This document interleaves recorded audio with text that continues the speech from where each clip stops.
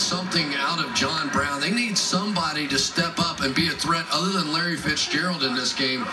They are missing Michael Floyd. Palmer still hasn't thrown for over 100 yards tonight. 8 of 14 for 94. Well, play action, ton of time. Now he's going to go deep downfield. Has a man caught, Nelson. And he's in for the touchdown.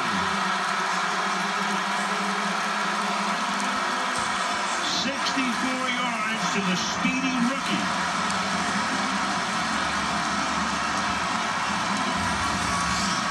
You can never be completely sure, but I think George Iloka got a little sniffy on the other side on Larry Fitzgerald. It looked like a two-deep zone, and if that's the case, he should have been back deep to cover that up.